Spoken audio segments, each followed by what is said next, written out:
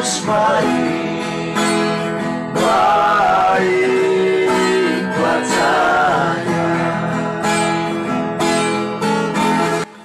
Saudara-saudara, pertanyaan paling besar dalam teks ini dan tema ini adalah, lalu untuk apa Tuhan mengasihi saya dan saudara? Lalu untuk apa Tuhan mengasihi saya dan saudara? Sebab apa? Karena jawabannya sejak semula Tuhan telah mempersiapkan damai sejahtera bagi kita. Sejak semula. Sejak awal Tuhan mempersiapkan. Kalau saudara baca teks sebelumnya, dia bilang begini, Tuhan turut bekerja untuk mendatangkan apa? Bagi siapa? Bagi umat manusia. Bahkan ditentukannya sejak awal, kita beroleh damai sejahtera. Tapi saudara tahu definisinya? Damai sejahtera itu ialah segala sesuatu yang mendatangkan kebaikan bagi umat manusia.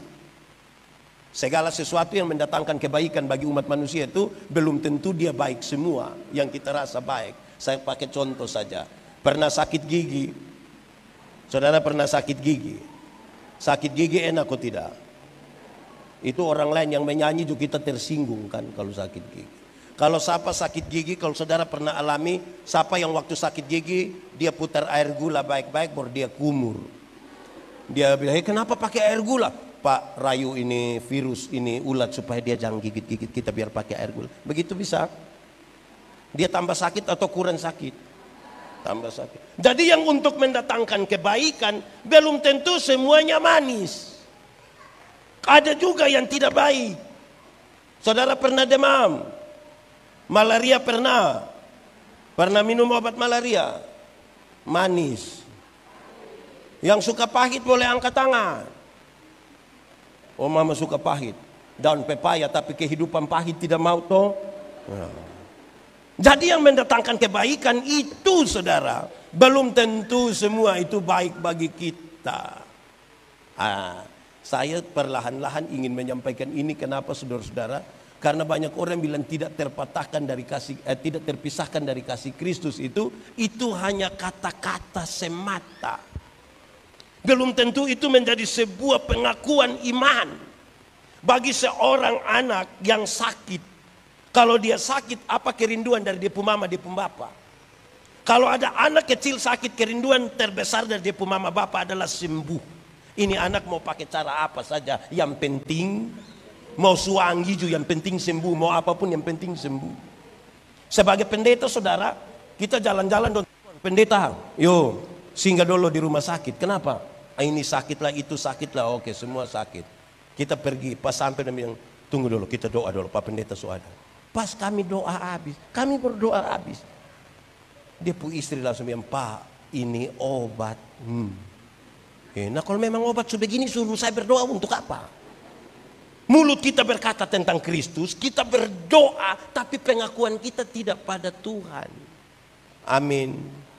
Di Getsemani ada yang sedikit-sedikit bilang darah Yesus berkuasa, Yesus tolong, tapi pengakuan kita tidak pada Tuhan. Saya lahir besar di Soe. Kalau saya cerita tentang Soe, saudara percaya kok tidak? Saudara percaya kok tidak? Kalau saya lahir besar di Soe, lebih banyak cerita tentang Surabaya. Saudara percaya? Percaya kok tidak? Kenapa saudara tidak mau percaya? Oh, saya Soe sekali. Oke, kalau begitu selanjutnya saya mau bilang begini. Ada banyak orang mengaku anak Tuhan, tapi mulutnya lebih banyak mengakui tentang setan. Contoh, dia jalan kok ada pohon besar satu tegoyang di situ. Itu pasti di siku mana juga ada.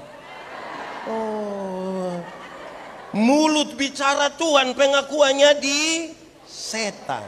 Akhirnya dong pakai doa pitebang itu pohon. Ini tuh setan ini.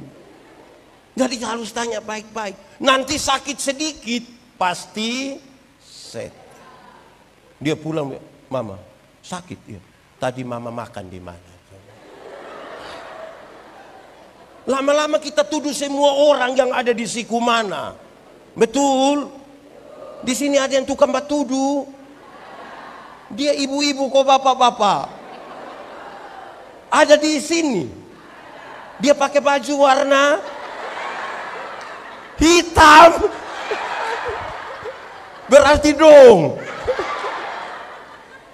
Saudara, jadi kita ini mengaku kita terlalu banyak bicara tentang Tuhan, tapi tidak menyatu dengan Tuhan. Mulut kita justru mengaku iblis pun kelebihan, tapi kita mengaku ini anak Tuhan. Yesus mari.